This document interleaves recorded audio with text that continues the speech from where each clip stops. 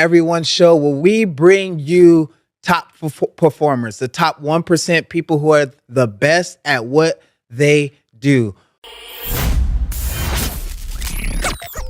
This show is sponsored by Hive Mind CRM. It is more than just a CRM. It is a real estate and business mastermind that comes with an all-in-one CRM. You can have unlimited websites and users. You can call, text, RVM, and email all in one user interface. And you can set up custom automations for any type and multiple businesses. 65% of companies start using a CRM system within the first 5 years of business. Once implemented, the Hive Mind will save you on marketing, give you more time, and make more money.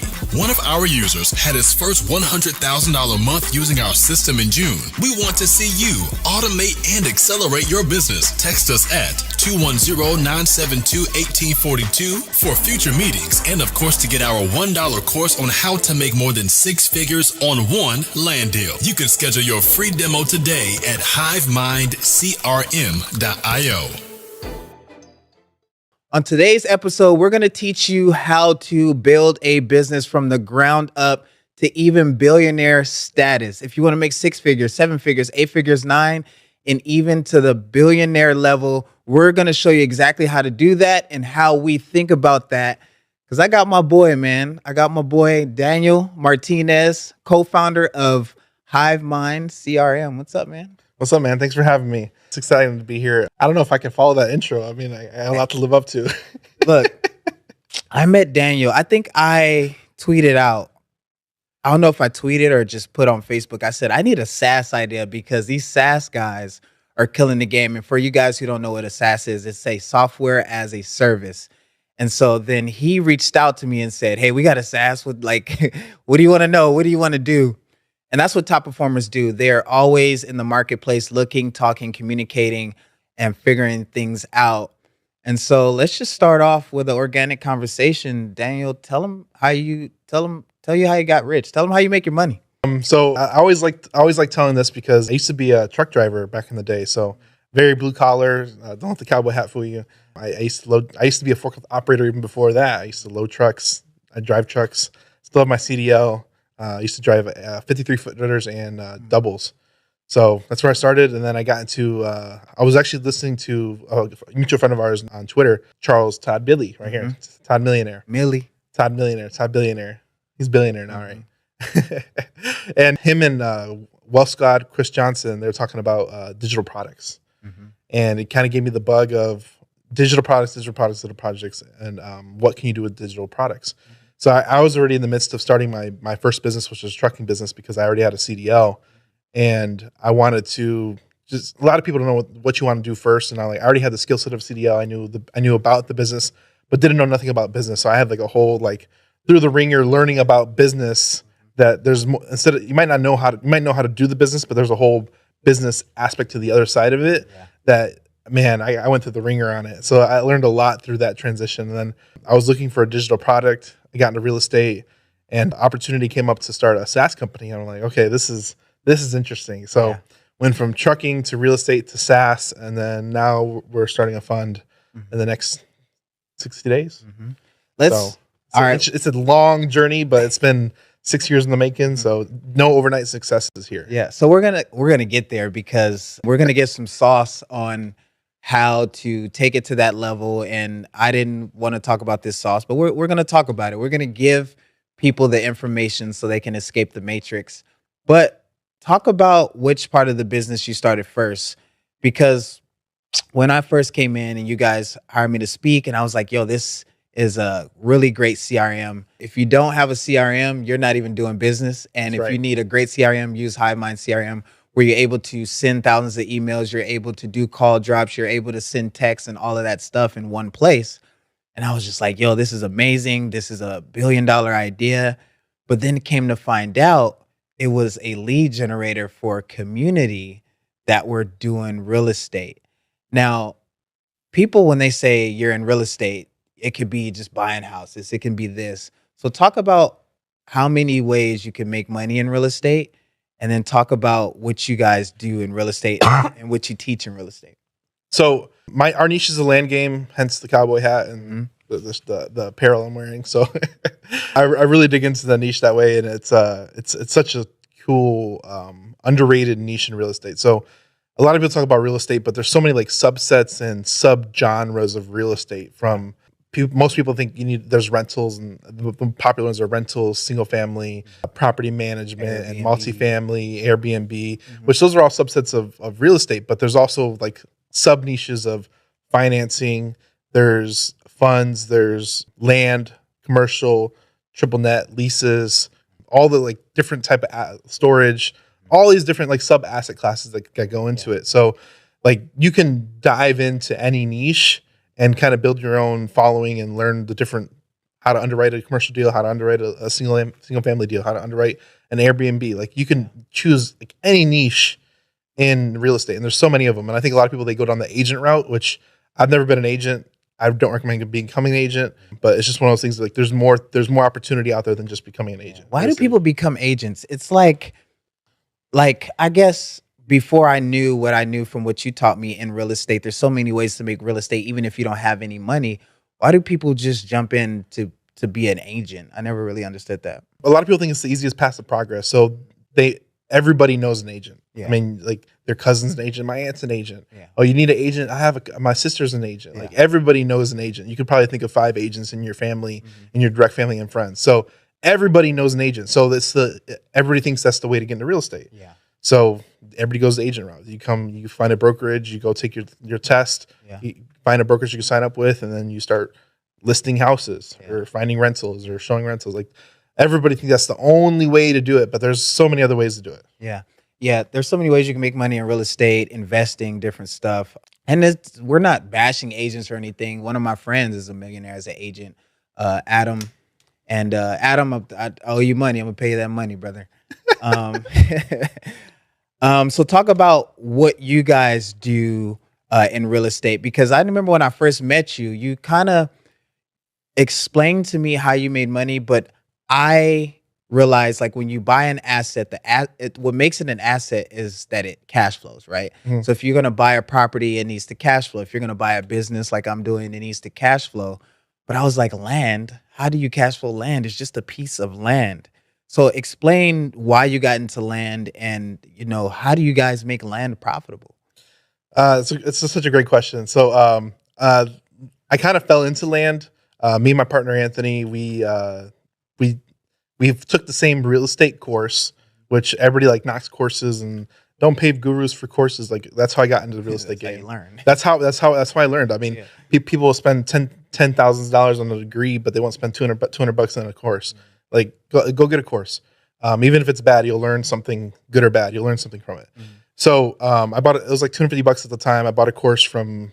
He was 19-year-old at the time. Yeah. I was 25. Mm-hmm.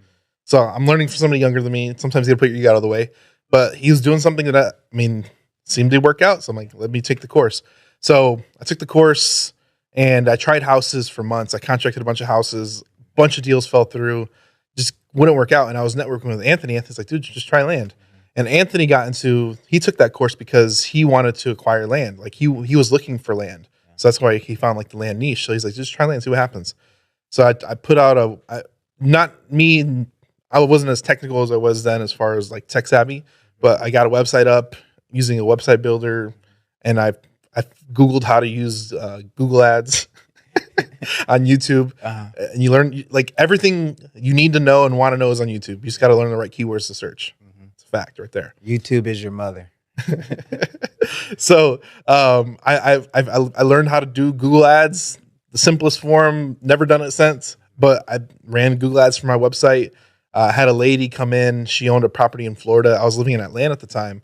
And she owned like a little 5,000 square foot lot, little tiny lot, worthless, passed by thousands of them. If you live in Florida, they're just everywhere. Right.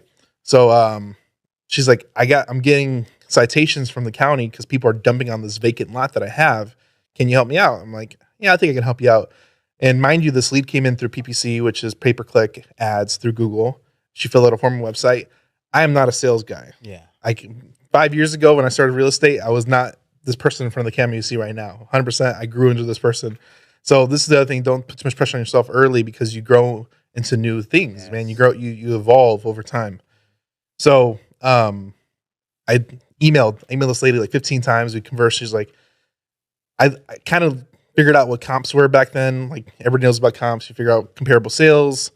I guess it was worth about $20,000. And when you learn real estate, as far as from that course, you find a undervalued asset and you sell it undervalued to somebody else, and you make that spread. Yeah. So I guessed it was worth about 20,000. I'm like, if I can get this thing for $5,000, I know I can sell this thing for $12,000 to $15,000, and it's worth 20. So they're getting a $5,000 value. I mean, that's a huge value for them. Yeah. I should find a buyer quick. So I offered her $4,236.33. Just kind of made up a number. And that's what I learned off of some sales strategy on YouTube or something. Yeah. You just make up a number and make an offer. And she's like, can you just do 5,000? And I'm like, yes, I can do 5,000. That's that moment where you got to pretend. Like, I remember I got my first speaking gig for like $11,000. And they were like, we're sorry, but our budget is $11,000. Is that okay with you? And I was like, I'll make it work. I was like, give me a moment. You know what? Yeah, we could do that. Actually, we'll do 10-5 so you can have a little bit of room on your budget. But yeah, that's when you get that first deal, that always happens. But there's money out there, man, and people pay it. Yeah. So she said he to 5,000. I'm like, all right. So I put it on Facebook Marketplace. I found a buyer in 2 weeks for 12.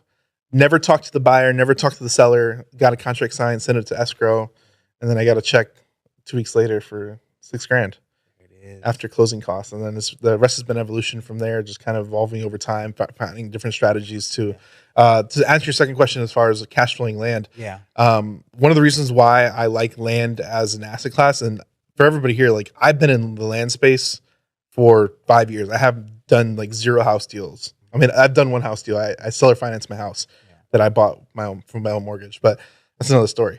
But we'll get into seller's finance. we'll get into seller finance. But yeah, so I had where was I going with this? Cash flowing land. Oh, cash flowing land. Okay. So we had a deal come about 2 years ago, and a guy, he wanted $15,000 for this lot. We thought it was about 30. So like, man, 50 cents on the dollar, $15,000 is a lot of money. I mean, a lot of people, I mean, that's 6 months to 8 months of salary for some people, you know? So my partner's like, nah, let him go. So we came back. He came back 90 days later, circled back, and he's like, I need $15,000. So my partner originally offered him 8. Mm-hmm. So he came back and he's like, you know what, I'll just take 8. So we offered him 8. And what we did was we put that deal on Facebook Marketplace for $8,000 down, $500 a month for 5 years. So the $8,000 the buyer gave us, she gave that straight to the seller. Now we collect $500 a month on a vacant lot that worth $40,000. I mean, we never saw a lot. So there's a lot of opportunity out there. So land, it doesn't cash flow. People that own it usually own it free and clear. So there's a lot of equity in it. Yeah. And then people that have it, it's really hard to move and sell it because there's always like, if the property's worth $100,000, it's really hard to sell it for $100,000 because everybody wants a deal. If they come in cash buyers are coming to buy that thing for $40,000 or $50,000. Yeah. So if you can sell or finance it for 100% because the banks won't lend on it, and you become the bank, that's how you can sell and get your full asking price for your asset. Mm-hmm. So all we do is we find cheap property, we sell or finance it, and that's how we make cash flow land. We make land cash flow, and we just cut spreads on the debt. So when I came to speak at the Hive Mind annual event, the first one, before I went on stage, you said, come up to the room. I go in the room and there's deals happening in the room. And it's like, when you hear about deals, it's literally just people communicating money. Like, where can we send money so we can arbitrage money, blah, blah, blah. And someone was writing like a $50,000 check. And then Anthony, shout out Anthony, was like, look, that's a $50,000 check right there for a land deal that we're doing and da-da-da. And this deal we're doing over here. So let's break down kind of the structure of these deals. If I'm someone who goes, all right, I just heard Daniel talk about making money, flipping land or cash flowing land. I don't have any money, but I want to jump in these deals. How can they do that? And how does it work? How do they find a buyer? How do they find a deal? And then how do they actually make it happen? Because it's really easy. It just sounds difficult, but it's easy. And it's just a numbers game. It's a lot of work. Mm-hmm. It's a lot of work. But you're making thousands of dollars. It's a lot of work, though. It's a lot of work. A lot of people, I mean, the riches are made behind the work you got to do, and sometimes you got to work for hours and not make money. Like for instance, it took me 7 months to get that deal with that land deal. 7 months. Yeah. I grinded. I had another business at the time. I worked that whole business, and then I was doing that on the side as a side hustle type thing. And it took me a long time to get that deal. And it's like you get that proof of concept going, but it's a lot of work. Yeah. It's a lot of effort. There's a lot of moving parts. There's a lot of things. So the basics. We're going to break this down to the ABC level for everybody to hear and understand. Leads are generated through marketing. You pull a list, you set up some type of marketing, and marketing could be emails, text, a website like I did. It could be ringless voicemails. It could be a website. It could be word of mouth. It could be networking. It could be door knocking. It could be direct mail. It could be sending little postcards. I got one of my earlier leads my wife had cardstock. I went and printed out the cardstock, cut it with the little paper cutter, and I put my own little stamp on it. Yeah. That was something I did early on. Like I was using my wife cardstock because she was a crafter. She's a crafty person. So, and leads are just finding people who want to buy your stuff, or the people you need to. People that want to sell their property. People who want to sell their property is leads in this business. Yep, in this business. So in every business, it's all about leads to conversions to reviews. Reviews will get you more leads. It's all businesses. It's all businesses, simplest form. So in real estate, you need a way to market to sellers, and then you bring in those leads. You have conversations with sellers. There's a guy in real estate, he says, talk to people. That's all you got to do. Talk to people. The business is all about having conversations. Talk to as many sellers as you can. Talk to agents. Right now, we're picking off deals off the MLS. Literally, we're not even talking to agents, sellers directly. We're picking up deals off MLS. So you can literally call agents, but that they represent a seller. So just talk to people that have property, whether they're an agent or sellers. Have conversations, negotiate on price. Don't be afraid of asking for a lowball price. Some people have different motivations, and they'll say yes. Yeah. If you send them a postcard, there's a whole like niche of people in land investing that all they do is they look at the tax value. If it's $100,000, they send out 1,000 letters, offer letters, to 1,000 properties that are $100,000 or less, and they just make a 20% offer. Yeah. And then they get contracts back. It's not very complicated. It's just point and shoot and wait for it to come back. So you got to do the marketing, get conversions, have conversations with sellers, whether that's through direct mail or over the phone or through text. Yeah. However you're going to do that, and then get the contract, send it to escrow title company. The title company represents you, the buyer, and the seller in that transaction as an independent third party. And then you go find a buyer that's going to pay you more and piece it all together. Yeah. So I'm new to this. I'm lead genning.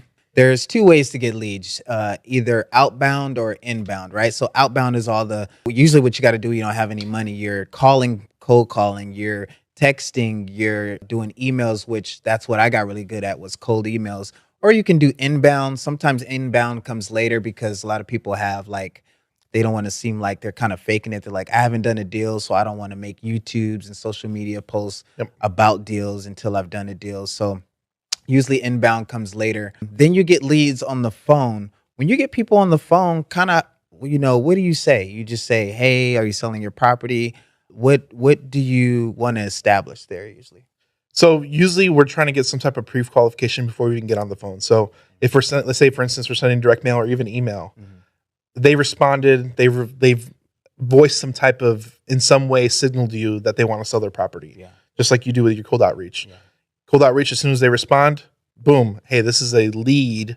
Now let's have a conversation. Yeah. So as soon as they respond back to your outbound marketing, then you have a conversation. Hey, how are you doing? What's your name? Yeah. Roy. Okay. Tell me a little about, some people that jump straight into the sales, like it's all based on your sales strategy, but a lot of it's just having a conversation. Can you tell me a little bit more about your situation? How'd you get the property?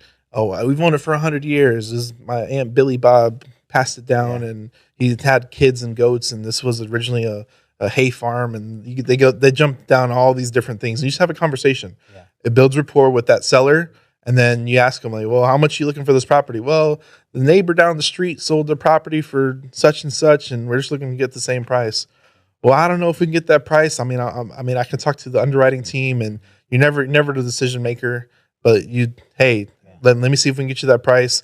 Or now we're just having a conversation. How soon are you looking to close? Well, I'm not in no hurry to close. It's just something we just want to transition on. I'm not getting any younger, and just have a conversation with them. and you get a number out of them. Hey, if that works, negotiate down anyway, because you don't want to take them on the on their first offer. Yeah.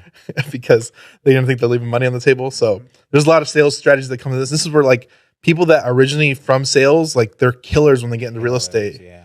Because they already know the sales strategy and conversation. They just need to learn about real estate. Yeah. So if you're already killing it in sales, real estate is very easy for you. It's almost like second nature because you already have that training. And sales sound like scary, but it really is just the way I reframe it is just you're having a communication with someone, right? Yep. And one thing I do, and when I get people on the phone, I just, shoot the shit for a second. Like, where do you live? And if they're on the East Coast, I'm like, sorry to hear that you have bad weather. I'm in Cali, it's 80 degrees. Like, you shoot the shit. Yep. And then I just ask them the question based on their outcome. I'm like, hey, if we were having this conversation after we had a successful deal and you were looking back on that deal, what needs to happen for you to be happy with the deal? Yep. And what happens is they're thinking about how much money they want to make, how the process is going to go to them. And they're telling you if it happened perfectly in their eyes, how would it happen? And then that's telling you like, okay, this is what I need to do to make it look good for them so that they get a good deal, right? Yep. So they feel like they got a good deal. Also, when they're thinking about that, they are creating a future that has you in it. Because I said, if we were having this conversation after. So they're basically saying yes when they answer the question. And then whatever problems are there, you fix those problems. So that's sales, right? There's kind of three ways to make money in business. You have a service. This is like the service side. You could build this up to a 6-figure level. Then you have digital products and physical products. So tell us about after you were doing that and started building that up, then where did business go? Did you go straight into the CRM? Did you build a community first? Kind of what happened next? So after we did the land thing for a little bit, we had the opportunity for the CRM side, which is a SaaS product. And I was always looking for something, a digital service, like I mentioned with Todd Billy and Wealth Squad, Chris Johnson. So I was always looking for something to amplify because I came out of that trucking business, which is a very physical product, physical service business. Yeah. I'm capped out based off of it's not scalable. It's not scalable. I can't replicate that because it's literally, I have one truck, one trailer, one driver. If the driver calls in sick, guess who's not making money? Exactly. Neither of us. Yeah. So I was looking for something scalable and replicatable. So SaaS is huge when it comes to replication because you get the amplification of clients. Like I can have 100 clients today and 1,000 clients tomorrow, and the only thing that's going to affect is my customer service. Yeah. I have instant deliverability, instant capability to receive and deliver the product and services. I just may have a customer service delay from going from 100 clients today to 1,000 tomorrow. Yeah. So, and I can fix that problem quickly if it came in waves like that. Yeah. But with physical products, you have inventory, you have shipping, you have logistics, you have supply demand. Black Friday sale, you sell out. Yeah. Like there's this whole like ebb and flow of like digital products, and like I've seen like Coco Gauff, they had like a whole brand thing that they branded her right after she won, and there was like $1 million of sales within like 30 minutes of that event. Yeah. And there was like a whole logistical like setup behind that was probably 50 to 100 people, Yeah. So there's a lot that goes into physical products, and you have to really outlay expectations. And if you have a big product push or you go viral on social media, like you're out of business. So there's certain things you could do where like if you have physical products, you sell out, start taking pre-orders for your next batch. Instead of just leaving it on like, hey, we're out of order, start taking pre-orders for your next batch. So you're already getting money collected and you start, hey, we're 6 weeks out, we'll start delivering as soon as we get it. But you have cash in hand. So there's ways to play the game if you have physical products or digital products, but digital products is scalable infinitely. Yeah.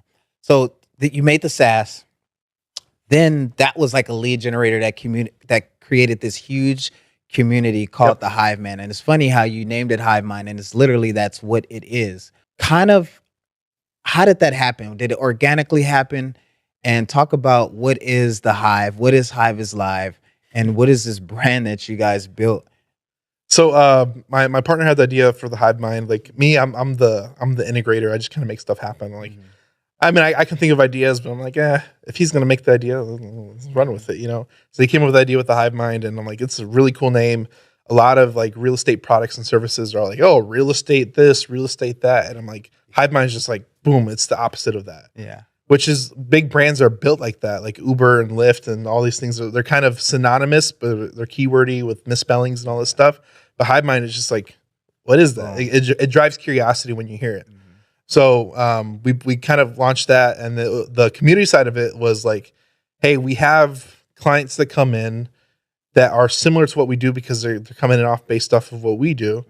Like let's do a community, let's do education, let's start helping people, teaching people the basics of we learned, the ABCs of steps that we went through, and then we just started doing like weekly education calls and teaching. And when you start teaching, you become a better coach. Yeah, and it like I didn't understand this when I first started doing it, but it sharpened my skills to speak. It sharpened my skills to educate. It sharpened my skills to be eloquent when I speak and to break things down easier. Because if you don't practice, you never have that ability to come across. So it made me a better, like, it rounded my edges where I was kind of rough coming into that. So I just started teaching, educating, and we've had some students kill it in the land game, pop off in different ways. And it's just weird. Like we've been, the CRM business is going to be 3 years old in February of 2024. So it's just like 3 years. It's been, so much has happened over the last 3 years. It's been amazing. So much growth. So the service, you did it.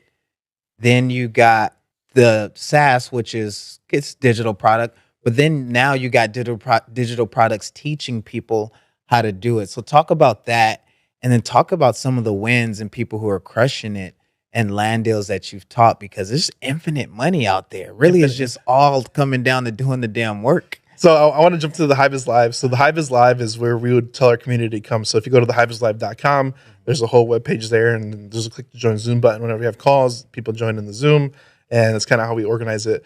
We do an annual event. We did an event every year. So we did 3 events. We just had our third annual event, and it's like a time to come together and have opportunity and exchange. And people you see online every day, you kind of shake hands with them, have dinner with them, take them out to lunch. A lot of cool stuff happens, but we've been recording those. So if you're interested in that, we sell that as a digital product. Thehiveislive.com. You can go to recordings. You can buy all 3 years of the events, and it's for $9.99, I think. But there's like over 30 hours of content from all our speakers. You can see Roy Red talk 2 years ago. It's there. You can check it out. It's pretty cool. But Hive is Live is dope. But the community is amazing, man. Have students that. And when you coach after a long time, people just come and go. Yeah. It's just the nature of things, the way of water per se. Mm-hmm. People just ebb and flow. Some people stay with you for a long time. Some people they show up for a minute and then they're gone. And then like it's just weird. But I've had students come in, they've learned what we taught them, and they just disappeared. And I'm like, I don't know where that guy went. He comes back 6 months later. I just did 4 subdivides, and each one's like 6 figures. And I'm like, dang. What? Congratulations, my guy.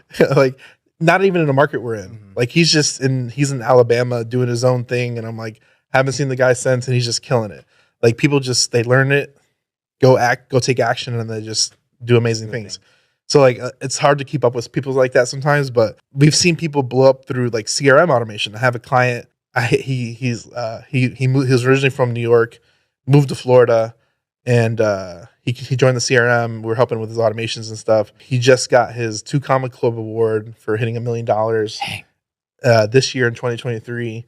And he's now teaching his own students how to do the land game. And it's just really cool to see. And I'm not taking credit for him. I mean, he did all the work. I kind of sparked the brain, sparked it. And I don't know how much I can take credit for that, but it's just cool to see, it's just cool to see him blow up.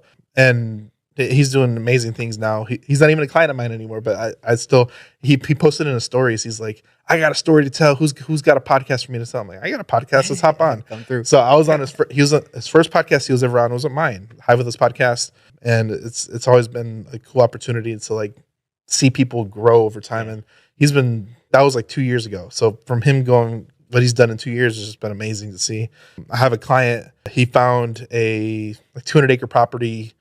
He actually is out there doing a bunch of stuff, yard work and stuff on it, but he's like, he might make $1 million One land deal. One deal. I got another student. He's making like $350K on a land deal. His first land deal. He's from a multifamily space. I got another student. He's lending us money. He might make. He's a capital partner on one of our deals. I think we're paying him like $100,000 in like 60 days for being a capital partner on one of our deals. And that's something we're actively working right now. But it's just really cool to like students come in different shapes and forms and different skill sets, and they come already trained if you target the right students. And I have students like I have a student right now. He's working a multi-million-dollar deal, and he used to work at Costco.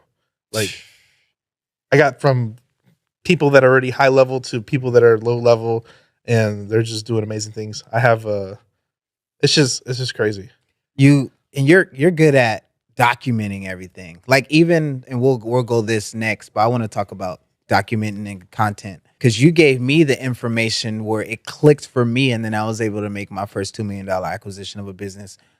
But you document everything. Like everything you're saying, there's tweets out there, every single thing you've recorded, and your content game is serious. You got so much content out there. Talk about the importance of content and documenting, and it ain't easy. How do you guys keep up with that? It's a part of the system. Mm-hmm. It's a part of the system. So all our content is created in-house, and it's I started creating content because I wanted to give something to my kids, because my kids are my middle daughter just turned 4 2 days ago, and my oldest is turning 6 in December, and my youngest, he's turning 3 in like a week.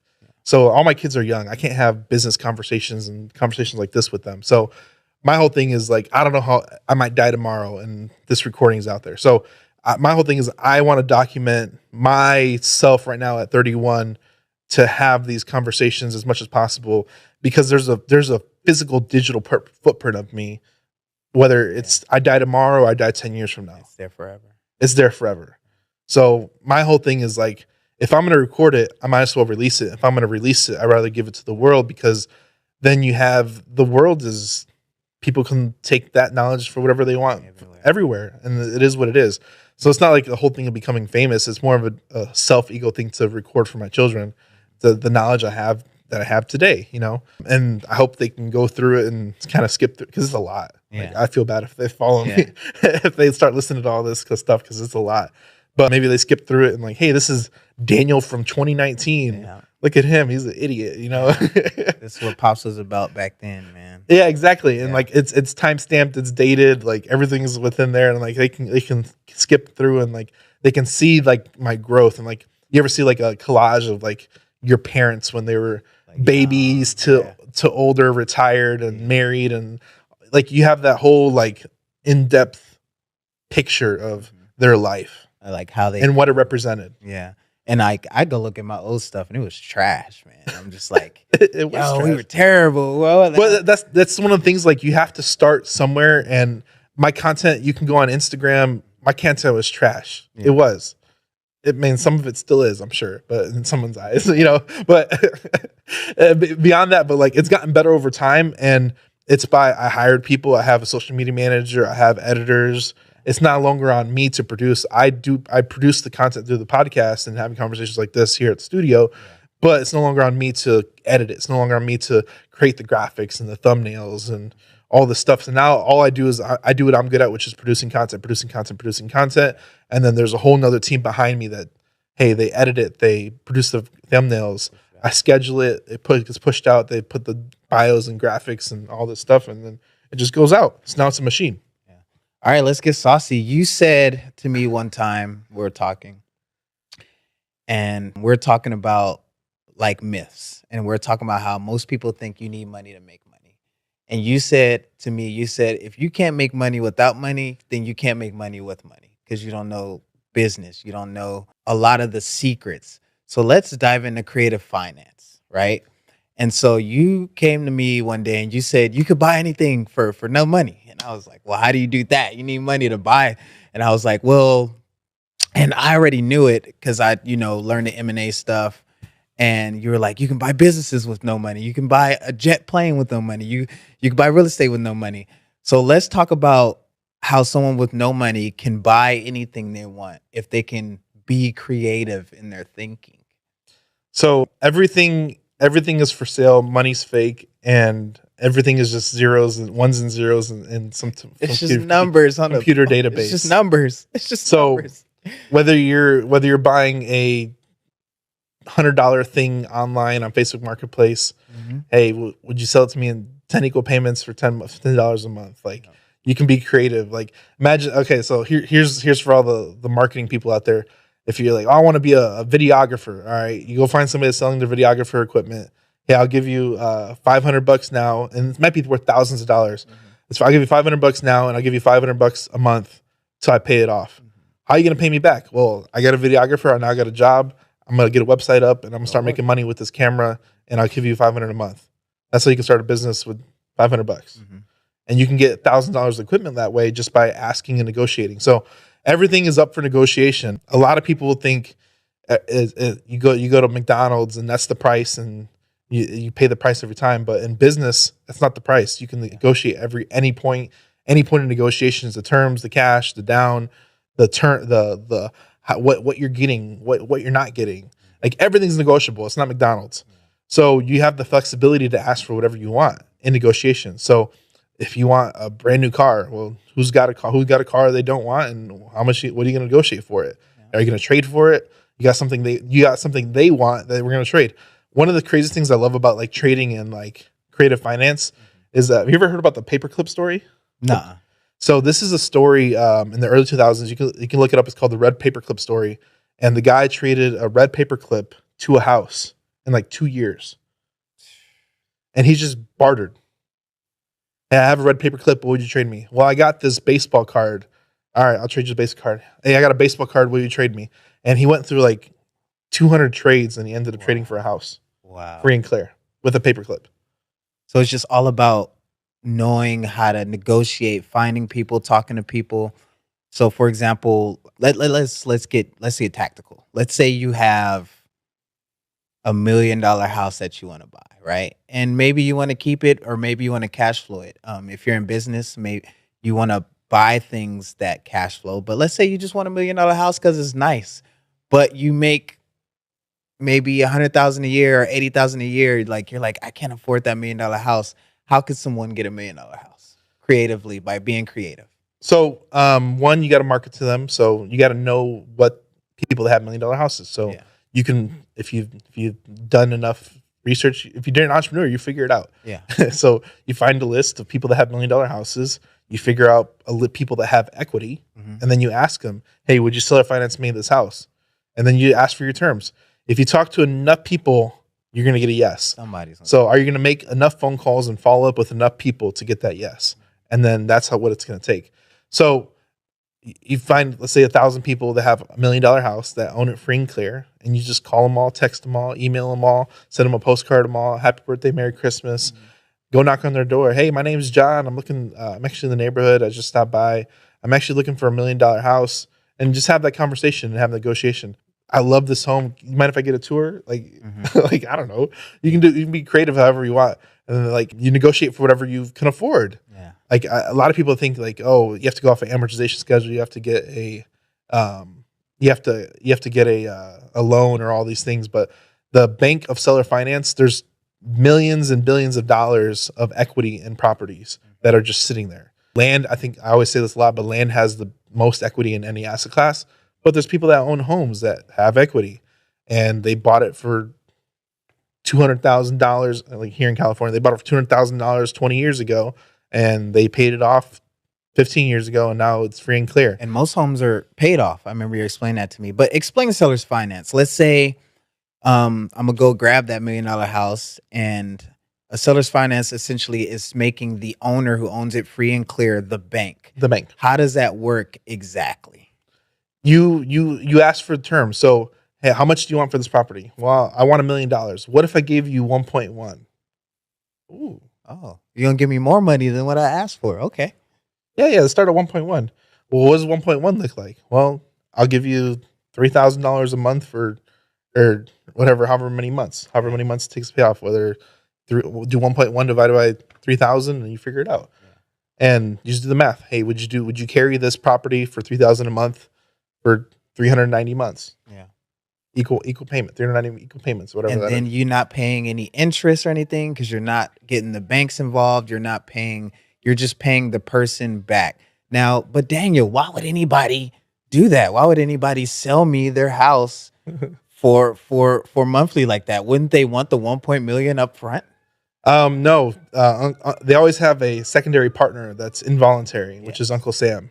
So Uncle Sam is they love when sellers get paid in cash. Yeah. They love it. They love when business owners get paid in cash. That's what happens. They love when sellers get paid in cash.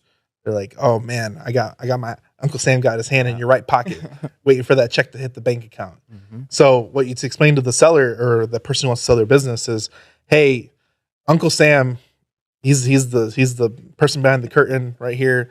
He's waiting for you around the corner as soon as I hand you this check. Do you want to give him? You want to rip that check in a third, in a third or a fourth, and walk out that door, or do you want to seller finance it to me and you pay less capital gains? Yeah. Well, what does that look like? Let me talk to my CPA. Well, if you go to section 453, I just did this last night. So you go to IRS section 453, you learn about the installment sale, and you get a lower tax basis because you're taking long-term capital gains because it's unearned income. Yeah. Yeah. And that's just one way. One thing that looks like a problem in the market is a guy might want to sell his house for $1 million, but because interest rates are high, the people who want to buy his house can only get a loan for $700,000. So people can't buy his house. So his house is on the market on MLS for months, right? Years. Or years. And then you reach out to this guy and you say, hey, your house has been on this for this long. I know you want $1 million. I can give you that $1 million, but I dictate the terms. And that's exactly what I did. And you explained this to me because you can buy anything like this. You can buy a jet like this. You can buy anything, basically. So Roy bought a business like this, a $2 million acquisition through Creative Finance. We bought in multi-million-dollar ranches through Creative Finance. And it's just having the sellers got equity and they're willing to take, they're wanting less tax basis and they're willing to carry the note. And you don't know if you don't ask. Yeah. So I ask everybody, will you carry it? Don't get. Yeah, if you don't ask, you don't receive. It's a biblical statement. So I ask every seller, everybody I talk to, will you sell it? Well, I want $10 million. Will you seller finance it? Well, I want 20% down. Okay. Like, is that it? We got you. And my thing was, and I think I stole it from you, is like, we'll pay you what you want, but we dictate the terms, right? It's your price, my terms, or my terms and your price. Because then it comes down to we were talking about this in the car. He's like, cash now is always worth more than cash later. So if you want $1 million for your property, I'm not going to write you a check for $1 million because $1 million is very, very expensive for me to borrow. Yeah. So we always explain like, hey, if I borrow $1 million for this ranch, it's going to cost me 1.2. Yeah. So if I'm going to give you $1 million, I'm going to need it for 600, just because the cost of money and the carrying cost of this.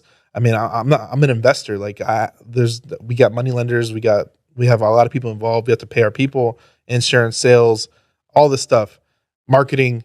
We have to actually increase the value of this property to make money. I understand that. Well, I want you to make money. Okay. Well, I want to get you your price too. Yep. If you're at this price, let's give you your price. We'll give you 20, 30% down. We have a deal right now. We're working. It's a $3 million. I think it's like 150 acres. We're giving them 10% down, which is $300,000 down. He has a house on property worth $300,000. So we're going to cut the house off for $300,000, sell that, get our down payment back, and then he's going to carry the 2.7 at 0% for 5 years. And it's just being creative, right? What are some other ways you can create a finance? You can trade assets. You can ask for an option on. Pretty much anything you think of. So if there's a little tidbit. So if you go buy the recording for our event, I talked about navigating the offer. So there's a lot of things you can offer sellers that are still make win-win scenarios, even if you have to understand the underlying value of it. So whether it's overpriced, fair market value, or underpriced, and you can still create a win-win scenario depending on where it fits. But you can only do certain things because you still have to make money on that property. So you either have to get the property at a cheap price or you get good terms. Good terms means you can create a profit on the yield of the spread of interest. So what we do is we get, like, for instance, that $3 million ranch, we're getting 0% for 5 years. What are we doing? We're selling it for 15 to 20 years. He's giving us a 30-year AM, which means it's spread across 30 years. So if you do 360 divided by 270, it's $7,500 a month. So we're giving him $7,500 a month for 5 years, but we're selling that property for right around the same price that we're getting it for, but we're selling it at 12% interest. Yeah. So there's a interest rate spread, which is, if you're familiar with hard money lenders, they make money off of interest rate spreads and debt spreads. So it's essentially a debt play, making money off the debt. So how do you speed this up? So you're buying land deals, you're doing creative finance. Let's say you have a deal where you do need to pay some money. How are you getting that money? Are you using your money? Are you using OPM? How are you putting the money down or buying assets where you go, all right, we'll give them the money now, the amount of money that they want now? 100% OPM. You can build an amazing business with your own capital. It's just going to take you a long time. It's going to take you a long time. Game dash. It's going to take you a long time to do it. And no knocking to anybody that does it that way. Yeah. It's just going to take you a long time. So there's ways to accelerate that. And I was talking to somebody about this yesterday, but OPM is other people's money. Mm-hmm. It allows you to accelerate time and collapse time, where me and Roy, we're not getting any younger. Yeah. But we have the ability, by using OPM, to accelerate our trajectory of where we're going. Okay.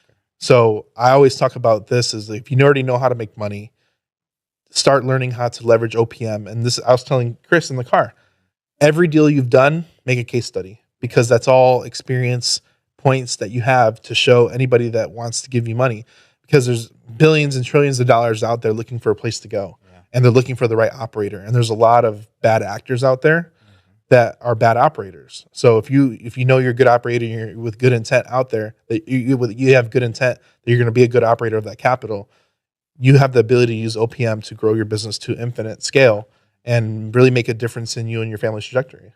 Now, what are some of the OPMs out there, and what are your favorite ones? OPM, it comes in different ways. So friends and family. Other people's money, by the way. That's what OPM stands for. Yeah, OPM. Growing with other people's money. OPM, it usually comes from friends and family at first, just because friends and family are usually the ones that trust you the most, and you have a relationship with them. I had my mom invested in a deal with us, and we gave her an ROI. My brothers haven't, but you get opportunities like that from friends and family. Mm-hmm. You ask around. I think even Bezos, he raised money from his parents to start Amazon. So you got to put your ego aside to, hey, I have this opportunity, and and everybody has that one person in the family, like, oh, he's a scam or whatever. He's a hustler. He's a wheel dealer or whatever. But you got to put your ego aside and the embarrassment aside. You got to ask 1,000 people for money, and you may seem like a beggar, but money, people that have a lot of money are looking for a place to place it, because every day inflation chisels away at it. Yeah, I'll kind of the other word. Inflation's chisel. Like, if you have billions of dollars or hundreds of millions, inflation's killing you. So you're trying to figure out places to put your money so that you can make more and beat inflation. And so that's where that leads to the next question. Like you said, asking family for money. A lot of times you ask family first, because I want you to get in on this before I start this fund. I want you to have equity before we get 5, 10, 15 million. And that's where we'll go next, is what are some of the high level OPMs, and what are you guys planning to do to truly grow? And kind of, this is the game you gave me, because if I'm able to, my mentor told me, he said, if you make 2,000 cold calls, you'll buy $1 million business. And it was my 1900 email that came through. So then I went, boom, my lead measure, my input to get the output I want is outreach. Emails. And so I'm trying to figure out how to send as many emails as possible. But you gave me some sauce on how you can just focus on just that and get the money up front and start a fund. So talk about that, and then I'll have a follow-up question. So when you first start out, you start out fundraising from people online. People are always looking to invest in other people. So if you never ask somebody for 10 grand, you're never going to get 10 grand. So, hey, I need 10 grand for this opportunity. Here's the layout. If you want to have a conversation, let me know. Yeah. You got to get over that. It was a struggle for me for starting out, but kiss the frog. You got to kiss the frog, and you got You got to own up to it. So right now, and we're starting a real estate fund, equity debt fund. And I was telling Roy about this because he didn't know this. I didn't know it at all. He didn't know this. And I'm Mr. Know-It-All. He didn't know this. I was educating him about the fund space and how the high net worth individuals want to invest in good operators. Yeah. And us as a good operator, what's a good operator? Is anybody that knows how to make Someone money? who's done it. Someone who's done it, who has experience, who has a game plan, who has a scalable opportunity to invest that capital. All these businesses that are around, they all came off of some type of investment. That person did not build it by themselves over time in most cases. There was some type of investment. When you think Warren Buffett got his money, he didn't just have it. Yeah. People gave him that money to invest. People gave him that money to invest, 100%. So you have the ability, people want to invest in the right vehicle. So high net worth individuals in that 7, 8, 9-figure range, even 10-figure range, they invest in funds. So what is a fund? Every major business was a fund at some point. They did a fundraise, venture capital, private equity, hedge fund. They've all raised money in some type of way, shape, or form to get to the point where they're at. So a fund gives you the ability to create to reach the right people that have large capital stacks to invest in the right businesses and right operations that are going to produce good things in the marketplace. So a lot of people are creating funds to attack affordable housing. People are creating funds to attack the infrastructure problem in America. Like you can create a fund for literally anything you want. I was telling Roy to create a fund about rolling up businesses because he's looking to acquire more businesses now that he acquired his first 7-figure business. Now he's looking to acquire more. Now he can go out there and raise money to essentially consolidate and do a roll up, which is the form of buying multiple businesses and selling it to another entity at a higher price or higher multiple. When I had that goal to buy multiple businesses, and then I got the first one on OPM, did a seller's note, which is seller's finance. I basically just emailed thousands of people. One emailed me back, said, "Sure, we're willing to sell, but we want to sell for $2 million. A lot of people don't want to give us that because we're burning off we have a high burn rate in this area." And I said, "I'll give you the $2 million, but can we dictate the terms? Just like you taught me." He said, "Yes." I said, "Okay, we'll do 0 down and then we'll pay you this much a month out of the business." So business making $90K, the note is $30K. I immediately start grossing the difference in between that, right? Mm-hmm. And I have control of the business, and he's managing the business until until he can make a certain part more profitable. Yeah. But it's the conversion rates on emails is hard because a lot of people don't understand seller's finance. It's doable, but I was just like, man, if I had 10 million, I can go out and buy 10 of these things, 20 of these things faster, right? And roll up faster and then just give away some equity. And then that's when you broke down the fund to me. So how are you guys implementing that in land so that you can buy more land and build this Hive Mind to a bigger level as much as you could share? Yeah, so the fund space, it's very, not necessarily hush-hush, but you can only mention certain things because it's SEC regulated. So I can't necessarily talk about like fund structure and what we're offering, but I can tell you like the basics of like how you can set it up. And for instance, like you might raise money to acquire multiple businesses, and that's what your PPM is going to say. And you're going to use the debt to acquire equity in multiple businesses to eventually take full acquisition of them and then sell to a higher entities. And that could be your whole strategy. With us, with land, we're using our fund as a lender to invest in our opportunities that we already have. Currently, we have like 15 million under contract. It's crazy that we're working that's going to produce $7 million or so. And that's just the real estate side. We're not talking Hive Mind. We're not talking the digital products, but yeah, this is just the real estate side. So a lot of that, the fund is going to be our lender to buy and acquire these properties through seller financing and other creative buyer notes, by a lot of other opportunities that we have. So hopefully our fund will be the biggest. Hopefully we'll be the biggest land buyers out there in Texas and other opportunities. But essentially, we're using them as a lender. We like this property. We need you to help. The fund needs to help lend on this project. They put up the seed capital. We put a down payment just like a lender would.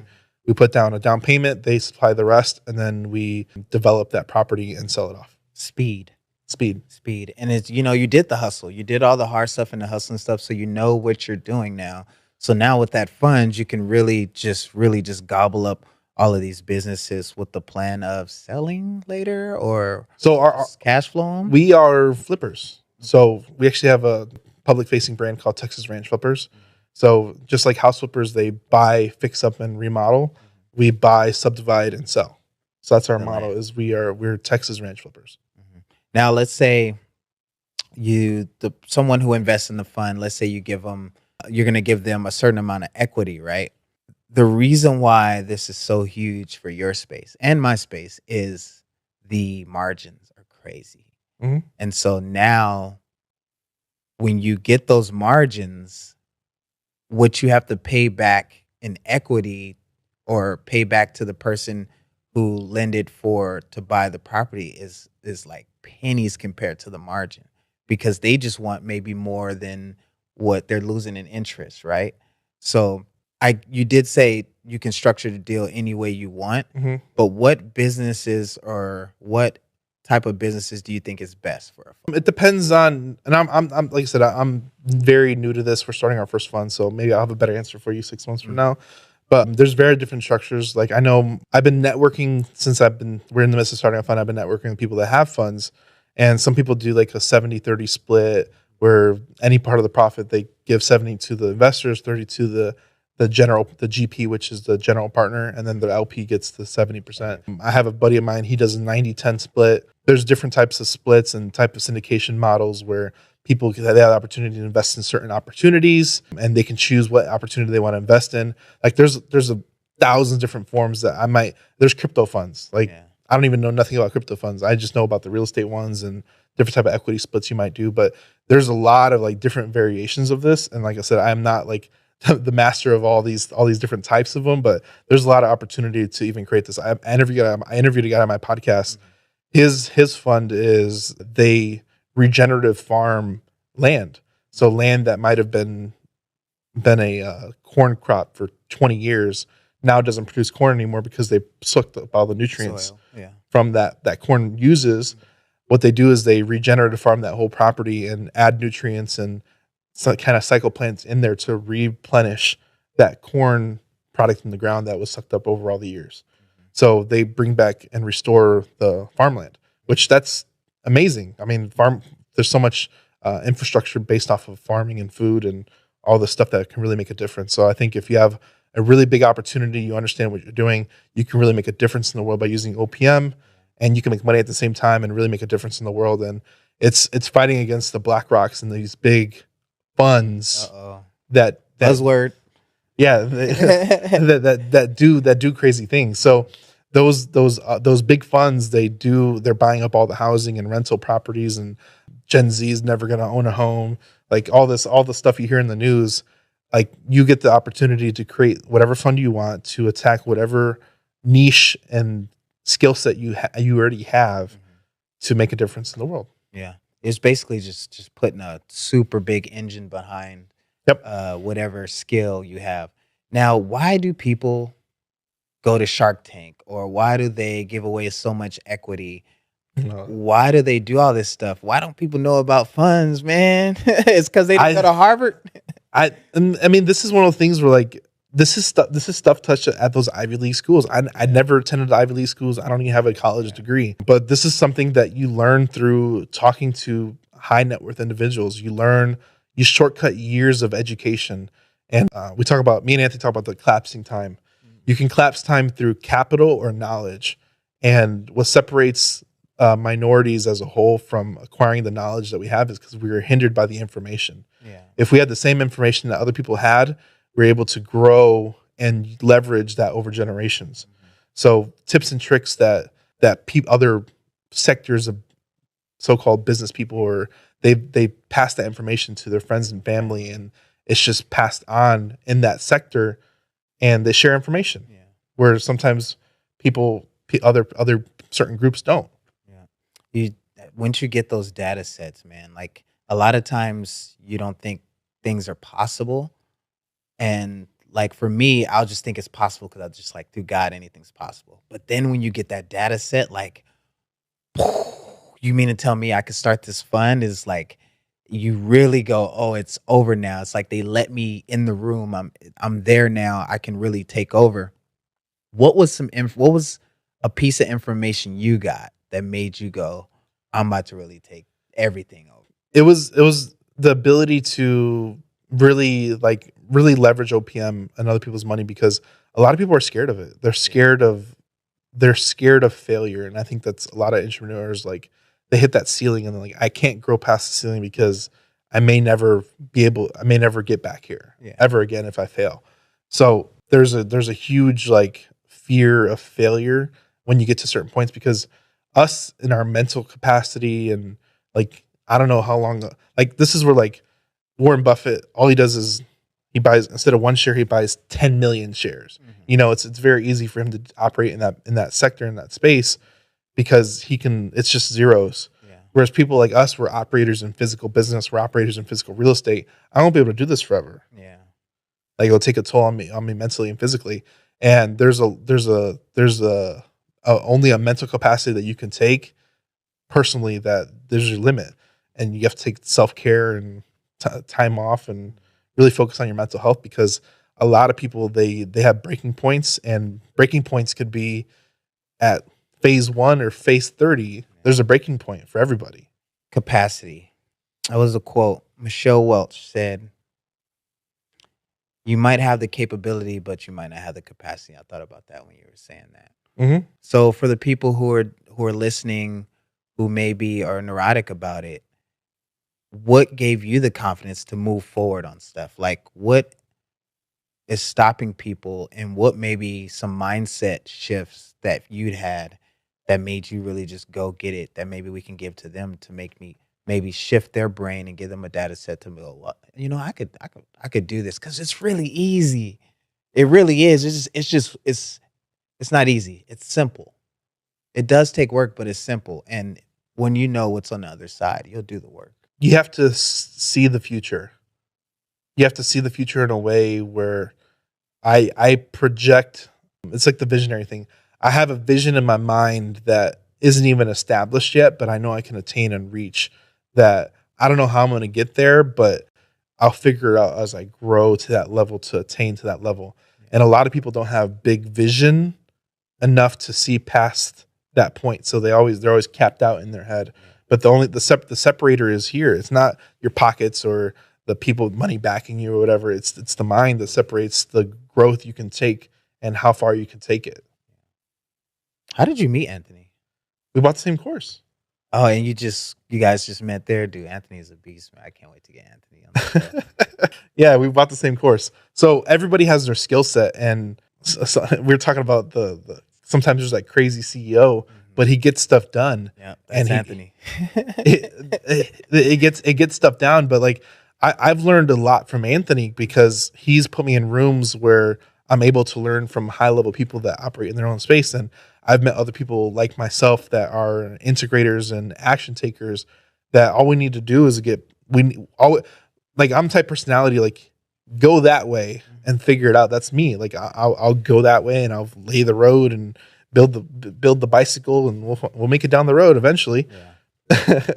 I'll figure out how to get down there. As far as how fast, I don't know, but like I've learned and honed in skills over time that I built over time that have gotten me to this point. And I think this is where like you got to grow daily. Yeah. You got to grow daily into that person you want to become, because if you're complacent, you'll never get there, because you're like, oh, I've made $10 million a year. I'm just going to chill, you got to be hungry. Yeah. The moment you want a stress-free, courage-free future, you're giving the universe the sign to take its parts back. And so you really got to lock in, and it's continual growth no matter where you're at. What's your exit number, man? What is that number in your head where you're like, this is what I want? It's not even about the money. For me, it's about the impact. I think based off of what I do and how I do it, I have a huge opportunity to impact the world in my own way. So a lot of what I do is the land that I acquire, I choose who I sell it to. Yeah. So there's a bigger mission to what we do as land acquisitions that I don't want to talk about much, but I prevent foreign entities from coming in and buying U.S. state land. Like I come in, I buy it, and I distribute it to the people I want to distribute it to that are going to do the right things with it. So they hold it and they're operators on my behalf. This is how I see it. You wouldn't sell it to BlackRock. Yeah, I wouldn't sell it. I wouldn't sell it to BlackRock, 100%. But it's one of those things where like I control my own little corner of this giant pie, and however piece of that pie gets, I control that corner, and that's my corner. And there's hundreds of operators like me that control that little corner of the pie, and I'm okay with what I get, but we're all in it together to make sure we always doing the right thing and distribute it to the right people. What's your favorite part of doing deals in business? My favorite part, I like seeing the before and after part of it. And like, I want to go do a video on that Florida property that I sold and hopefully see a house there. Because literally what I do is I provide inventory to the marketplace that wasn't available because it was a big parcel of land. It was 100 acres.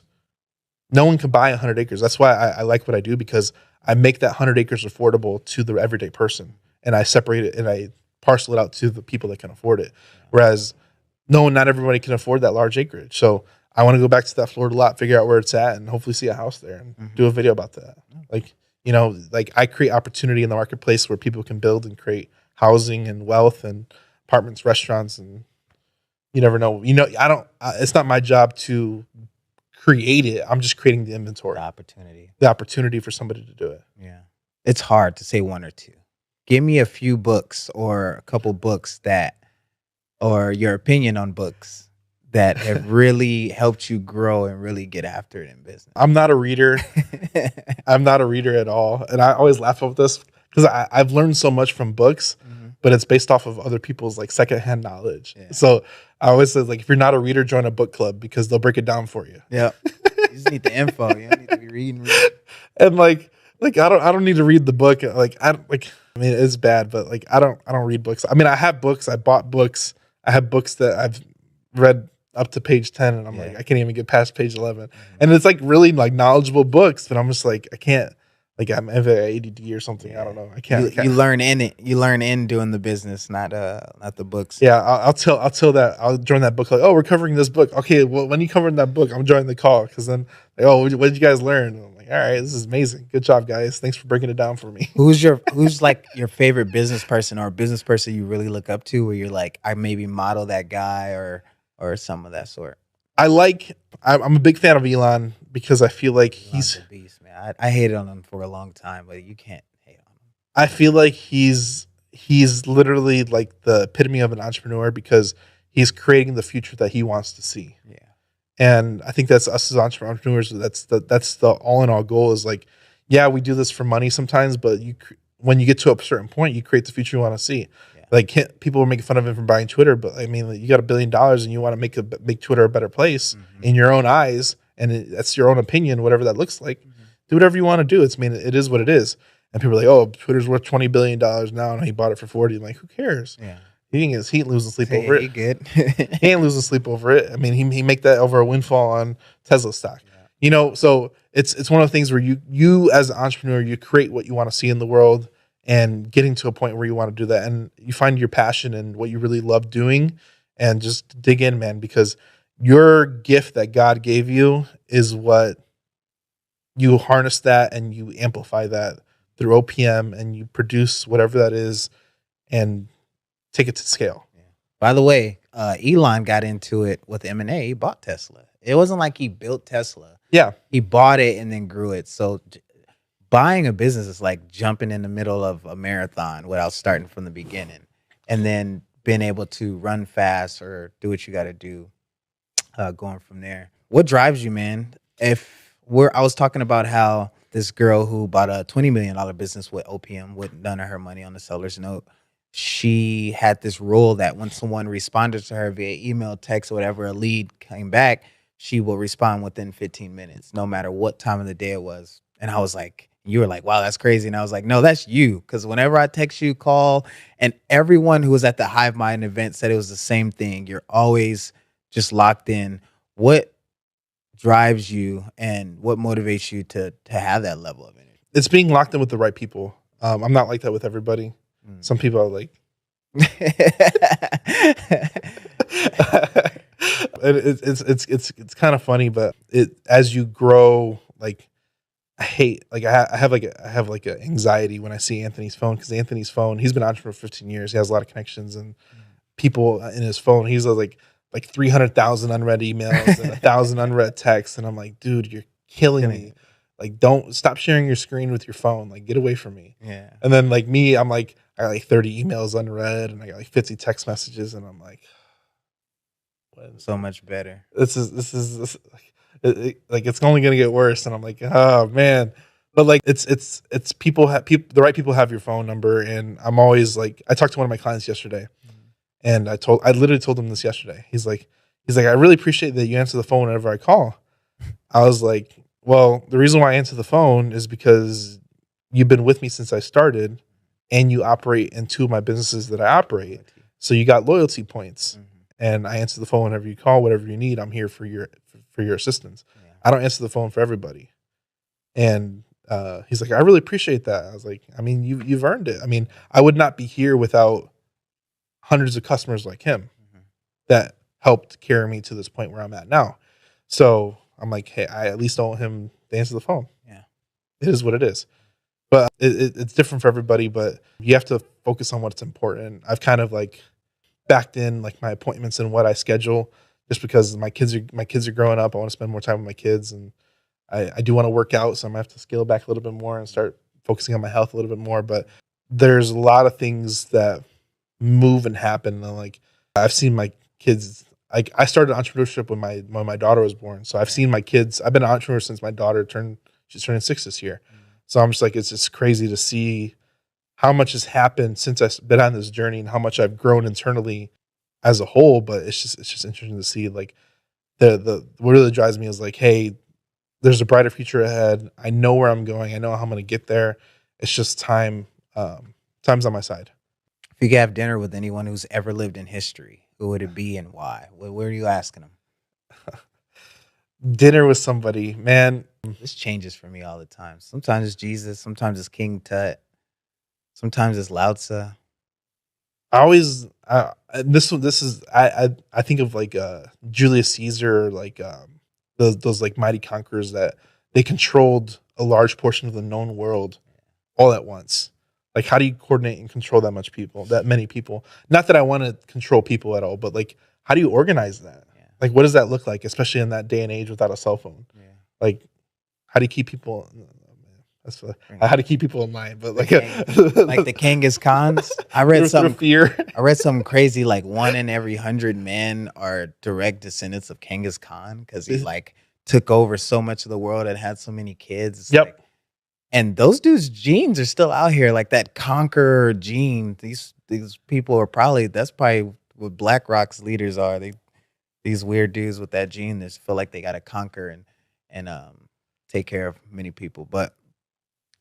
You talked about impact, and that's what I want to do too. For me, it's the status and the impact. Like, I want to inspire 1 billion people. What kind of impact do you want to leave? What do you want people to say about Daniel or about Hive Mind when all this is done? I don't care what they say as a whole. I just know that everybody can deep down say like, hey, that guy taught me something. And I use that little sliver in my life. So I don't necessarily want them to get like be the next Daniel Martinez. Like, I don't want that. I just want to pick up one thing that can change your life and carry it with you forever. Because that's all. That's the true things that really impact generations. Because if I can impact an adult and he has kids and he teaches that trait to his kids, and now it lives on for generations, and no one even knows where it came from, but it was something that dad taught me. You know, who knows? Yeah. All right, tomorrow you woke up. Money's gone. Everything's gone. Money's gone. Connection's gone. But you know everything that you still know today. What steps do you take exactly to build your business back? And be specific as possible. You take your knowledge and you go start raising money. Money is the fuel to the fire behind every business acquisition. So you just start asking for money, and it's like the beggar type Like every time I say asking for money, everybody's like, "Oh, he's a beggar. He's a beggar." Like, no, No. I have the knowledge and information to produce an outcome with your capital. Let me use your capital to accelerate it and amplify it, and you just watch me work. Without a vision, people perish, but without money, the vision perishes. So that's totally huge. That's totally huge. I wanted to ask you, when started the Hive and you're building all the businesses, doing the content, doing everything, what was it, or when was that moment when you knew I got something?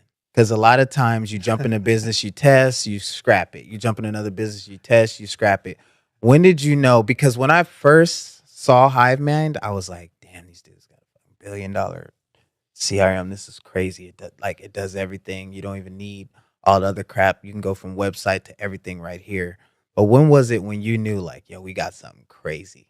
It changes a lot, man. Business ebbs and flows, man. There was a point where like, man, this is amazing, and then like it's not amazing anymore.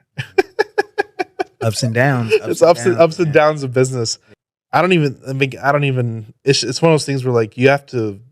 There's a video on Ice Cube said, he's like, if you're not willing to put 5 years into it without making $1, don't start it. And I think a lot of entrepreneurs or wannabe entrepreneurs, they want instant success. And there's entrepreneurs that get it. There is entrepreneurs that get instant success, and more power to them. But it's not. That doesn't happen for everybody. It takes years of effort and work to get to where you want to be. And like even me having this conversation, I've been doing this for 6 years. Like I started this when I was 25. I'm 31 now. I've been doing this for a long time. There's a lot of effort. There's a lot of time. There's a lot of hours that went into what you see here today and what you see in the future. There's a lot of hours that went into that. Yeah. So if you're not willing to put in the time and effort and consistency over years, don't start. Don't start. Don't do it. Don't start. There's an old folk tale, whatever, is like don't count your success in years, count it in decades. That's huge. Continuity. So how do you stay consistent? Because I got friends who are so good at speaking at this, but they can't stay consistent. And I talk my shit and I tell people I'm going to beat them, and I'm going to beat them. And at the end of the day, the reason why I could beat you is because I have the strongest power known to man, which is attrition. I'm going to beat you through attrition. I'm going to do this every fucking day. Right. And you can't. And I know you can't. And I'm going to go to this gym every day. I'm going to do Legion every day. How do you stay consistent every single day like that? I like having my calendar semi-booked because I got to show up to work every day. I get phone calls every day, and like my wife hates it. She hates it. She's like, "Why don't you take a day off?" Like the money though. I'm like it keeps me on my toes. Like if someone ain't calling me, I ain't making no money. So like I it's like a love-hate relationship, and I'm trying to do better with it. But I like the activity of being active, because it shows that there's action being happening. Like if your phone ain't ringing, you got bigger problems. The deal rut. That's the only failure in business is a deal rut. And you're in a deal rut if you ain't on the phone, if you're not communicating, if you're not doing shit. Mm-hmm. So get your phone ringing some way, shape, or form, and that keeps you active, and it forces you to show up. It forces you to produce. It forces you to contribute. Because if you're not contributing, and I think you have to be active, man. You have to be active in everything, man. You got to be doing something, because what kills people when they retire? Inactivity.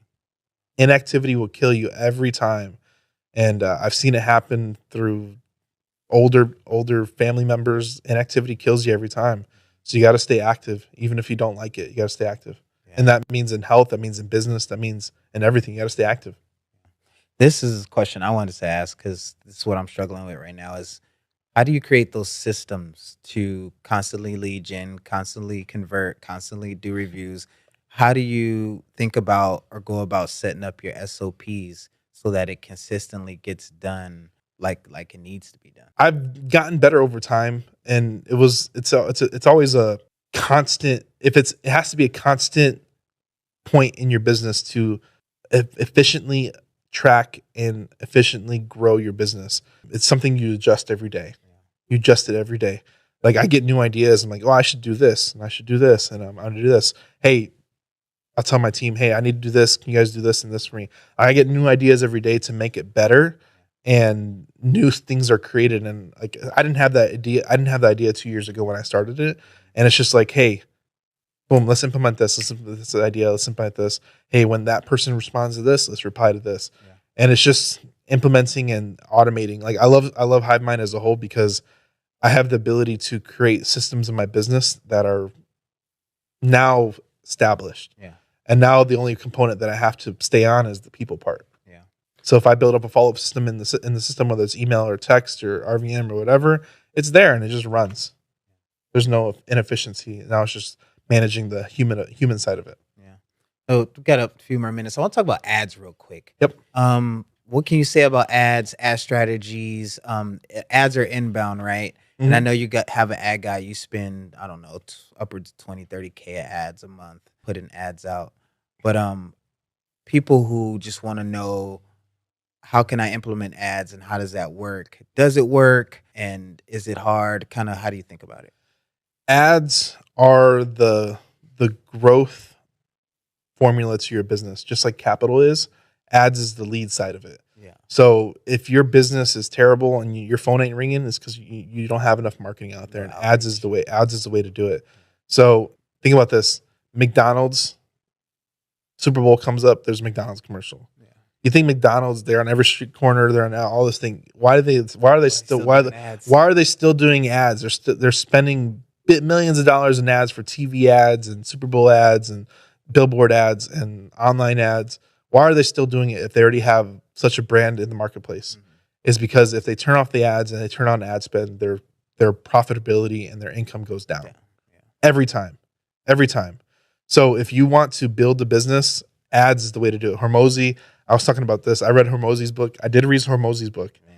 I did. That's one book. That's one book I read. Both of them are really good. I haven't read the $100 million leads yet, but I read the first one, $100 million offers. And that was a book I read through and through. And the reason why is because when I do get the opportunity to read, I can see through the lines because I have a marketing brain. Yeah. I have a marketing brain. So some people, if they're a sales guy, they might see the sales side in that book. They might see the marketing side of that book. They might see the leadership side of that book. I saw the marketing side of that book and I knew what he did, even though he never mentioned it. Yeah. So the way Hormozi built the gym launch was all through ads. He found struggling gyms that did not have leads, and he was the ads guy. He came in through acquisition and like, hey, let me acquire and boost your business, but I want equity. Yep. And that's how he did it. He boosted their business through ads. So you have the ability, and I think are you sales, right? I'm more of like just get you on the phone. Sales and management. Yeah. Sales and management. So Roy here's sales and management. So he's leveraging his skill by sales and management to acquire businesses. Mm-hmm.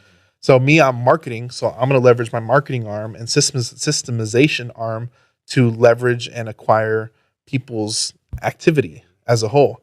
And that's one of the things where you can really leverage your skill set and whatever that is that you might have built over time. Maybe you worked for a marketing company for 10 years and now you become an entrepreneur and you start a marketing business. You now have 10 years of experience that you learned on the job to grow a business in that niche because you have on the job experience that you can leverage. Yeah. Because that's firsthand knowledge. Yeah. You know, it's funny you talked about Hormozi because now that you have a certain set of knowledge, if you can systemize in your brain how you think about something, you can use AI to get it done right away. 100%. So there is a website called Snack Prompts. Again, that's Snack Prompts. And there's a Hormozi prompt in there where you just literally type in your business, what you sell, and all of your targets. And then it spits out an offer with everything you need based on his book. That's funny. Right. So I love that. And there's some data nerd behind that's probably monetizing doing all of that stuff, man. And it's like, because at the end of the day with AI and with AI, you could do anything now. Like how he said you want to lead gen and call, and now I can send 1,000 emails a day, like without even doing nothing. As we're sitting here, the damn AI system is sending out emails, and then I just have to follow up. So there's really no excuses nowadays. But my question before my last question is, I got an update for you. We might be able to help you with your AI follow-up. Working on that. Right. So it's not even you anymore. Go ahead. So now I don't even have to talk to the people when they email me back. Just AI could talk to them based on what. There it is. Well, there's my question: is AI gonna take over the world? I think it will. I mean, not take over. Not the Terminator. Not the Terminator type AI. And I don't know if it might happen in our kids' generations, our grandkids' generations. I don't know. Yeah. I mean, I don't know what the future looks like. Technology has advanced from 99 to today has been insane. The last 24 years of my life, I've Moore's seen law. it's been amplification has been insane. So I don't know what the next 20 years looks like, but I know there'll be more businesses leveraging AI because I feel like businesses are already leveraging, like me and you already leveraging AI in the simplest form, but it's only going to get better. So I don't know. It's going to affect a lot of different businesses. I don't know to what aspect. So maybe somebody would create it. This is where I love businesses won't grow in people. They'll grow in how much money can you grow with less people? Because I think like Snapchat and even like OnlyFans, they have like sub 100 employees and they're making billions of dollars, man. Billions of dollars with sub 100 employees. So it's not going to be like the amplification of like how much money can you make with so little employees? Yeah. Systems, man. The quality of our life isn't based on the answers we have. It's based on the questions we ask. So what question didn't I ask you that you think could really help everyone, and then answer that question? That is a good man. I don't know. Because you don't know if you don't know. If you don't even know that you don't know, you don't even know what question to ask. Or what's a gem you could leave them with? Start a podcast. I know we didn't even talk about this, but 1000%. start a podcast. You're a media company. If you do business, you're a media company. Start a podcast. And I've learned so. Hive with Us podcast, hivewithus.com. Go check it out. I have 430 episodes up right now. But I've learned so much from my guest. It has made me smarter.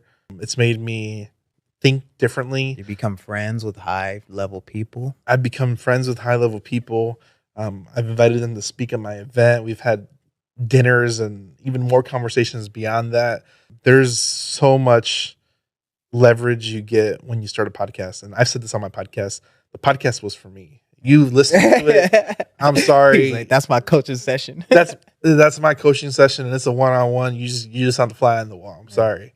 So I've learned so much from podcasting. It has been insane. I've been doing it for 2 years now, and I could not tell you the amount of things I've learned. And I don't think I would be here right now without podcasting. 100%. A guy charges $100,000 for an hour for coaching. You get that for free if you have him on your. I mean, I don't know. I don't know what to tell you. Go start a podcast. I think that's the biggest gem that I've learned over the last 2 years. And like creative finance, I think is a huge one, but I wouldn't learn creative finance if I didn't talk to people. So go talk to people, learn what they know, dig into conversations, ask great questions, and go produce content. Where can they find you, man? I'm Daniel Hive Mind on all platforms. My business is HiveMindCRM.io. I have the Hive With Us podcast, $1,000,000landmastermind.com. I got a bunch of stuff. If you find me, just follow the White Rabbit. That's good. And you would help them find deals, right? Yeah, we'll help you find deals. Whatever you need, I got you. That was really good, the White Rabbit thing. I'm literally going to your website and looking for a White Rabbit now. Well, me and Anthony make a joke about because Hive Mind's kind of like a scientific sci-fi, Star Trek-y type term. So we always equate it to the Matrix, which is follow the White Rabbit. So it's just an analogy that if you follow the lead path that is presented in front of you, you end up where you want to be.